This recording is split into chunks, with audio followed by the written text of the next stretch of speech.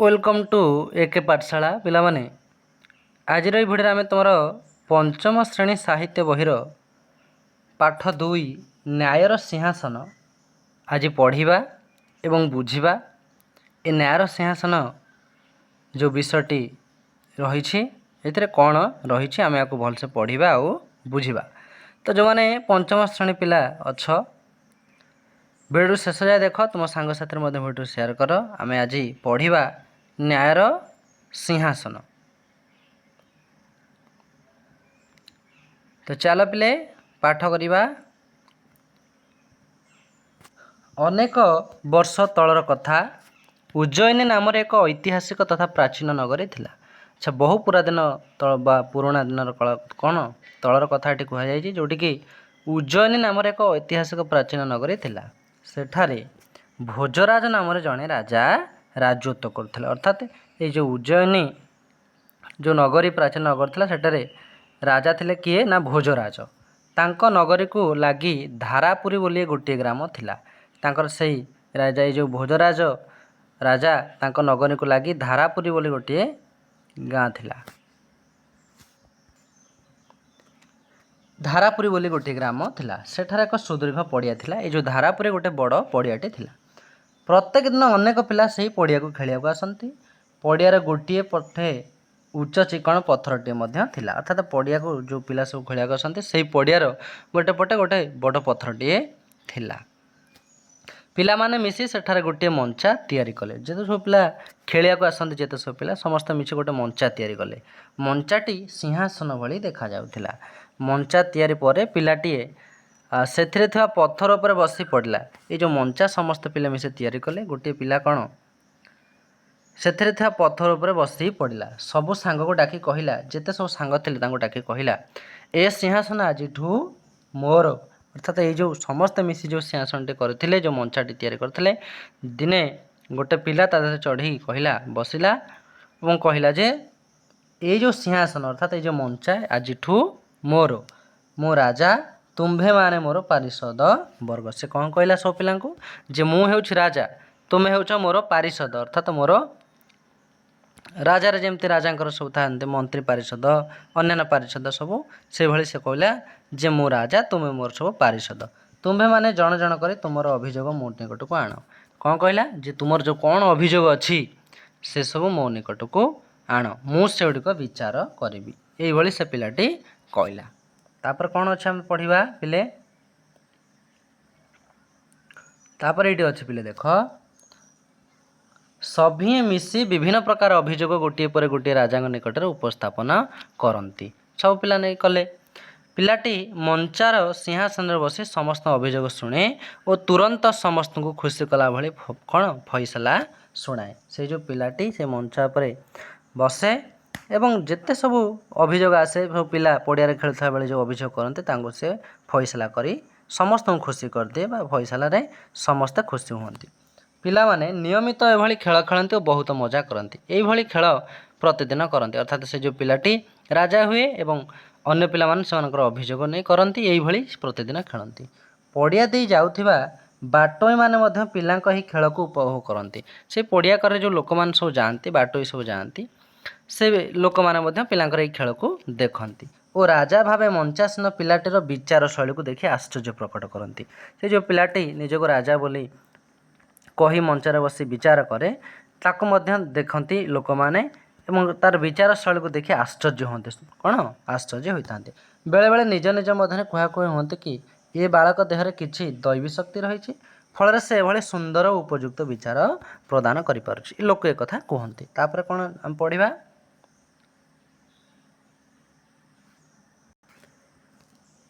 दिनकर कथा। दिने कौन होइछि दुई जन कृषक सेमानक मध्य होइथवा कलिर विचार पई राजांक निकट को न जाई मंचरे बसुथा पिला निकटरे उपस्थित हेले। दुई जन कृषक झगड़ा होइथिले सेमाने से राजार जो भोजराजा राजा थिले तांक कति न जाई ये जो पड़ियारे जो पिलाटी खेल खेलुथिले पिला माने से पिला कतरे बा से पिलाटी कतरे जाई दुई जन कृषक पहुँचिले। दुहे सेमानक कली विषय पिलाटी को कहिले। पिलाटी गंभीरतार सह सबू शुणिला। शेषर से दुहे की एपरी फैसला शुणाइला जहाँ शुणी दुहे आश्चर्य होगले। से ही दिन ठार लोक मैंने निज निजर आपत्ति अभियोग को नहीं आउ ରାଜାଙ୍କ ନିକଟକୁ ନ ଯାଇ ସେ ପିଲାଟି ପାଖକୁ ଆସନ୍ତି। ଅର୍ଥାତ୍ ସେ ଯେଉଁ ଦୁଇ କୃଷକ ଭିତରେ ଯେଉଁ କଳି ଝଗଡ଼ା ହେଲା ତାକୁ ସେଇ ଯେଉଁ ମିଛିମିଛିକା ଯେ ଖେଳ ଖେଳୁଥିବା ପିଲାଟି ଯେଉଁ ପଥର ଉପରେ ବସି ନିଜକୁ ରାଜା ବୋଲି କୁହେ ଏବଂ ସବୁ ଅଭିଯୋଗ ସମାଧାନ କରେ, ସେ ମଧ୍ୟ ପିଲାମାନଙ୍କର ଯେଉଁ ଅଭିଯୋଗ ସମାଧାନ କରେ, ସେଦିନ ଯେଉଁ କୃଷକଙ୍କର ଦୁଇଙ୍କର ଅଭିଯୋଗ ସମାଧାନ କରେ, ସେଇଦିନଠୁ ଲୋକମାନେ ଆଉ ରାଜାଙ୍କ କତିକି ନ ଯାଇ ଅର୍ଥାତ୍ ଭୋଜ ରାଜାଙ୍କ କତିକି ନ ଯାଇ ଏ ପିଲାଟି କତିକୁ ଆସନ୍ତି। ପିଲାଟି ସଭିଙ୍କୁ ସନ୍ତୁଷ୍ଟ କଲା ପରେ ନ୍ୟାୟ ପ୍ରଦାନ କରେ। ଫଳରେ ପିଲାଟିର ଯଶ ସବୁଆଡ଼େ ବ୍ୟାପିବାକୁ ଲାଗିଲା। ଲୋକମାନେ ଜାଣିଲେ ଏ ପିଲାଟି ଭଲ ନ୍ୟାୟ ଦେଉଛି, ତେଣୁ ତା'ର ନାଁ ସବୁଆଡ଼େ ଚର୍ଚ୍ଚା ହେଲା ବା ସମସ୍ତେ ବାହା ବାହା କହିଲେ।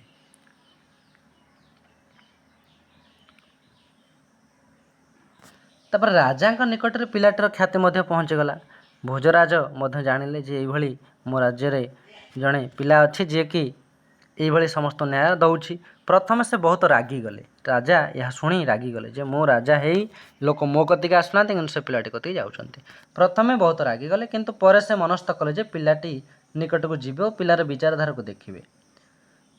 ରାଜା ଯଦିଓ ପ୍ରଥମେ ରାଗିଲେ ପିଲାଟି ଉପରେ, କିନ୍ତୁ ପରେ ଭାବିଲେ ଯେ ନାଇଁ ମୁଁ ପିଲାଟି ପାଖକୁ ଯିବି ଏବଂ ତା ବିଚାରଧାରା କ'ଣ କେମିତି ସେ ବିଚାର କରୁଛି ମୁଁ ଦେଖିବି। ପରଦିନ ପାତ୍ର ମନ୍ତ୍ରୀଙ୍କ ସହ ରାଜା ମଞ୍ଚାର କିଛି ଦୂରରେ ରହି ପିଲାମାନଙ୍କ ଖେଳକୁ ନିରୀକ୍ଷଣ କଲେ। ସେ ପିଲାଟିର ବୁଦ୍ଧିମତ୍ତା ଓ ନ୍ୟାୟ ପ୍ରଦାନ ଶୈଳୀକୁ ବହୁତ ପସନ୍ଦ କଲେ। ରାଜା ମଧ୍ୟ ଦିନେ ଲୁଚିକି ଯାଇ ସେ ପିଲାଟିର ଯେଉଁ ବିଚାର ଶକ୍ତିକୁ ଦେଖିଲେ, ତାଙ୍କ ଖେଳକୁ ଦେଖିଲେ କେମିତି ସେ ବିଚାର କରୁଛନ୍ତି ଏବଂ ବହୁତ ଖୁସି ବା ପସନ୍ଦ କଲେ। ମନ୍ତ୍ରୀଙ୍କୁ ପାଖକୁ ଡାକି କହିଲେ ସତରେ ପିଲା ବଡ଼ ବୁଦ୍ଧିମାନ, ତା ବିଚାରଧାରାକୁ ମାନିବାକୁ ପଡ଼ିବ। ଏତେ ଛୋଟ ବୟସରେ ସେ ଯେଉଁ ନ୍ୟାୟ ବିଚାର କରୁଛି, ବଡ଼ମାନେ ମଧ୍ୟ ତା ନିକଟରେ ହାର ମାନିବେ। ଏହି ସମୟରେ ଜଣେ ପାରିଷଦ କହିଲେ, ହଜୁର, ଏ ପିଲା ତ ନିତ ମଞ୍ଚାରେ ବସୁଥିବା ପିଲା ନୁହେଁ। ପ୍ରତିଦିନ ମଞ୍ଚାରେ ବସୁଥିବା ପିଲା ଜ୍ୱରରେ ଆକ୍ରାନ୍ତ ହୋଇଥିବା ଯୋଗୁଁ ତା ସ୍ଥାନରେ ଏ ପିଲା ମଞ୍ଚାସୀନ ହୋଇଛି। ଏକଥା କିଏ କହିଲା? ନା ଜଣେ ପାରିଷଦ କହିଲା। କ'ଣ କହିଲା? ଯେ ହଜୁର ଅର୍ଥାତ୍ ରାଜାଙ୍କୁ କହିଲା, ରାଜା ଏ ପିଲା ପ୍ରତିଦିନ ଯେଉଁ ପିଲା ବସେ ଇଏ ସେଇ ପିଲା ନୁହଁ। ସେଇ ଯେଉଁ ପିଲା ବସେ ତାକୁ ଜ୍ୱର ହୋଇଥିବା ଯୋଗୁଁ ତା ଜାଗାରେ ଆଉ ଗୋଟେ ପିଲା ବସିଛି। ରାଜା କହିଲେ, ତେବେ ଏହା ତ ବଡ଼ ଆଶ୍ଚର୍ଯ୍ୟ କଥା।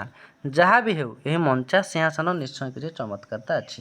ମୁଁ ଏହାକୁ ପରୀକ୍ଷା କରିବି। ରାଜା କହିଲେ, ମୁଁ ଏହାକୁ ପରୀକ୍ଷା କରିବି। କାହାକୁ? ସେ ଯେଉଁ ମଞ୍ଚା ଯେଉଁ ସିଂହାସନ ନିଶ୍ଚୟ ଚମତ୍କାର ଅଛି, ସେ ଯେଉଁ ପିଲାଟିକୁ ରାଜା ପରୀକ୍ଷା କରିବେ ବୋଲି କହିଲେ।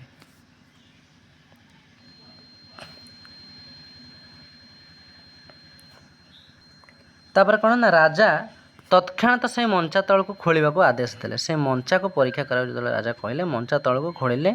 ଖୋଳୁ ଖୋଳୁ ମଞ୍ଚା ତଳେ ଏକ ସୁନ୍ଦର ଚନ୍ଦ୍ରକାନ୍ତ ପଥରରେ ତିଆରି ରତ୍ନ ଖଚିତ 32ଟି ପୁତଳିକା ଯୁକ୍ତ ସିଂହାସନ ଦେଖିବାକୁ ପାଇଲେ। ସେ ରାଜା କହିଲେ, ଏ ସିଂହାସନ ଯେଉଁ ପିଲାମାନେ ଖେଳୁଥିଲେ, ଏ ସିଂହାସନ ତଳେ ନିଶ୍ଚିତ କିଛି ଚମତ୍କାରିତା ଅଛି, ଯାହା ପାଇଁ ଏସବୁ ପିଲା ଭଲ ବିଚାର ଦେଉଛନ୍ତି। ଏଇଆ ଭାବି ରାଜା କ'ଣ କଲେ? ସେଇ ମଞ୍ଚା ତଳକୁ ଖୋଳିଲେ ଏବଂ ଖୋଳୁ ଖୋଳୁ ମଞ୍ଚା ତଳୁ ଗୋଟେ ରତ୍ନ ଚନ୍ଦ୍ରକାନ୍ତ ପଥରରେ ତିଆରି ରତ୍ନ ଖଚିତ କ'ଣ ପୁତଳିକା ଯୁକ୍ତ ସିଂହାସନ ଗୋଟେ ପାଇଲେ। ସିଂହାସନର ଚାରୋଟି ଗୋଡ଼ରେ ଚାରିଜଣ ଦେବଦୂତଙ୍କ ମୂର୍ତ୍ତି ଖୋଦେଇ ହୋଇ ସିଂହାସନ ଶୋଭା ପ୍ରଦାନ କରୁଥିଲା।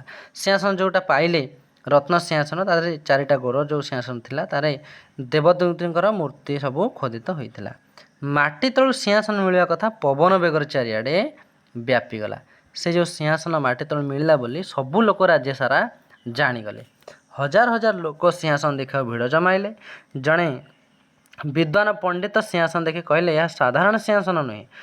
ଏ ଯେଉଁ ଲୋକ ସବୁ ଦେଖିବାକୁ ଆସିଲେ ସିଂହାସନ, ସେଥିମଧ୍ୟରୁ ଜଣେ ବିଦ୍ୱାନ ବା ପଣ୍ଡିତ କହିଲେ, ଇଏ ସାଧାରଣ ସିଂହାସନ ନୁହେଁ, ଏହା ବହୁ ବର୍ଷ ପୁରୁଣା ରାଜା ବିକ୍ରମାଦିତ୍ୟଙ୍କ ସିଂହାସନ। ଇଏ ହେଉଛି ବିକ୍ରମାଦିତ୍ୟଙ୍କ ସିଂହାସନ।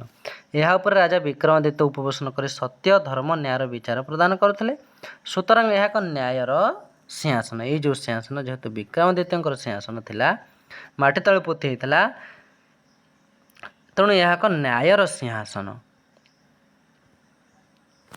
ରାଜା ଶୁଣି ଆଦେଶ ଦେଲେ, ତୁରନ୍ତ ଏ ସିଂହାସନକୁ ରାଜ ଦରବାରକୁ ପ୍ରେରଣ କରାଯାଉ, ଅର୍ଥାତ୍ ତାକୁ ରାଜା ଆମେ ରାଜପ୍ରସାଦକୁ ନେଇଯିବା। ଏହା ଉପରେ ମୁଁ ବସିବି ଓ ପ୍ରଜାଙ୍କ ଆପତ୍ତି ଅଭିଯୋଗରେ ଫଇସଲା କରିବି। ରାଜା କହିଲେ, ଏଇ ସିଂହାସନ ମୁଁ ବସିବି ଏବଂ ପ୍ରଜାମାନଙ୍କର ସବୁ ଦୁଃଖ ଏବଂ ଆପତ୍ତି ମୁଁ ଶୁଣିବି ଏବଂ ଫଇସଲା କରିବି। ତା ପରଦିନ ରାଜା ଉତ୍କଣ୍ଠାର ସହ ସିଂହାସନରେ ବସିବାକୁ ଉଦ୍ୟତ ହେଉଥିବା ବେଳେ ହଠାତ୍ କାହାର ଏକ ଶବ୍ଦ ଶୁଣାଗଲା। କ'ଣ ଶୁଣାଗଲା? ରାଜା ସେହି ସିଂହାସନ ଯେତେବେଳେ ବସିବାକୁ ଗଲେ, କେହି ଜଣେ ହଠାତ୍ କହିଲେ, ରହିଯାଆନ୍ତୁ ରାଜା। କ'ଣ କହିଲେ? ରହିଯାଆନ୍ତୁ ରାଜା। ରାଜା ଚାରିଦିଗକୁ ଚାହିଁଲେ, କେହି ନାହାନ୍ତି। राजा देखिले जे केही नाहांती किंतु केही जणे कहउछंती जे रही जांतु राजा। ए जो राजा चारिदिग चाहिए केही नाहांती से पुनर्बार सिंहासन बसिया को आगे जाते पुणी राजा सिंहासन बसिया जो गले पुणी से शब्द रही जातु राजा अर्थात पुणी किए जड़े कहला राजा रही जातु बोली पुणी शुभिला। एथर राजा आश्चर्य हो देखिले सिंहासन गोड़े खोदित गोटे पुतलिका तांकु एक कथा कहूँ से जो सिंहासन गोड़े जो मूर्ति खोदित होईची बा सब चित्र अंकन होईची तारि भितर जड़े कहूँ जे रही जातु राजा।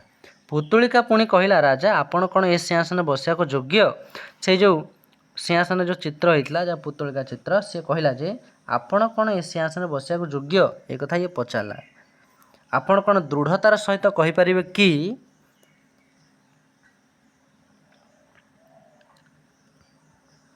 जीवन में केवे चोरी करना एक कथा किए कौच से जो रत्न सिंहासन तले जो कौन मूर्ति रही थे जो खोदित मूर्ति से ही कहूँ। राजा लज्जार मुंड तलू करदे राजा ता कथा शुणी लज्जा लगे राजा को कारण तांकर मन पड़ा किछि जे से किछि वर्ष तले तांकर जने पारिषद को जमी को जबरदस्त हड़प करथिले तांकर मन पड़ा जे किछि वर्ष तले राजा तांकर जने पारिषद अर्थात जो राजकर्मी जने थिले तांकर जमी को जबरदस्त हड़प करथिले। पुतलिका पुणी कहला आपण को ये चोरी अपराधर मुकुलिया 3 दिन धरी पूजा अर्चना करी प्रायश्चित करिया पड़ियो अर्थात जानले जे राजा मोर किसी त्रुटि अच्छी मुझे मोर जड़े प्रजा को हईराण करी तेणु यही चेयर बसियार मोर बा जो कौन सिंहासन बसापी मोर योग्यता ना से पुतलिकाटी कहूँ जे आप बसपारे अर्थात आपन को चोरी अपराधर मुकुलिया आप जो चोरी अपराध सब कर मुकुलिया प्रायश्चित करा पड़ो 3 दिन धरी पूजा करी कही पुतलिकाटी डेणा हलाई सेठारू उड़ीगला। या कही से जो चित्र पुतलिकाटा होता सिंहासन गोड़े से उड़ीगला।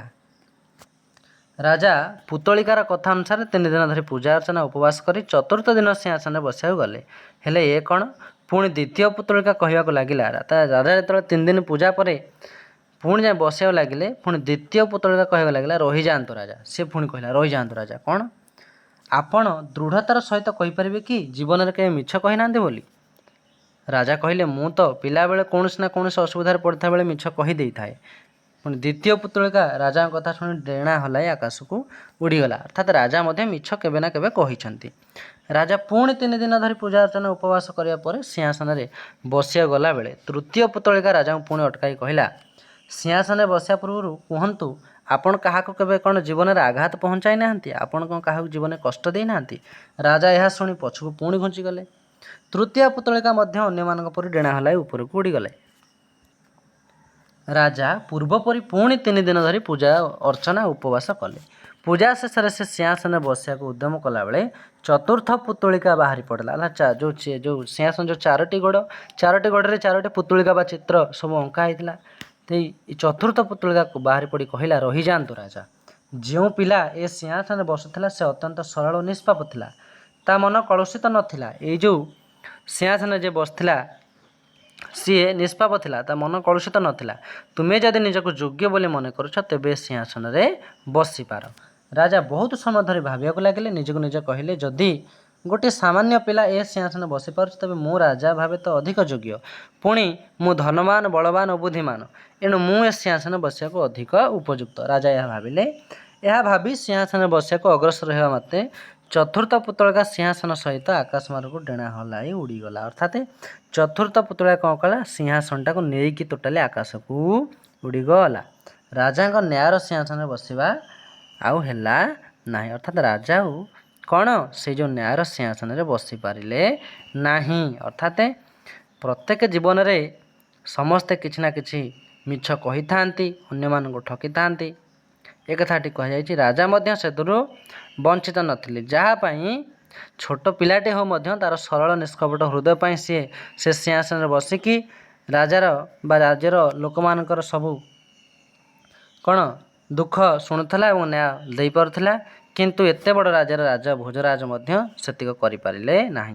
एथरू आमे या शिखिले तो पिले आमे पढ़ुले तुमर पंचम श्रेणी साहित्य बहीर द्वितीय पाठ बा पाठ 2 जो न्यायर सिंहासन विषयटी अच्छी ताको आमे सबू पढ़िले यार प्रश्नोत्तर मध्य आलोचना करवा जदि आमे जो पढ़िले जो तुम भल लगी सांग साथी को शेयर कर चैनल सब्सक्राइब कर और लाइक कर दियो गोटे गोटे।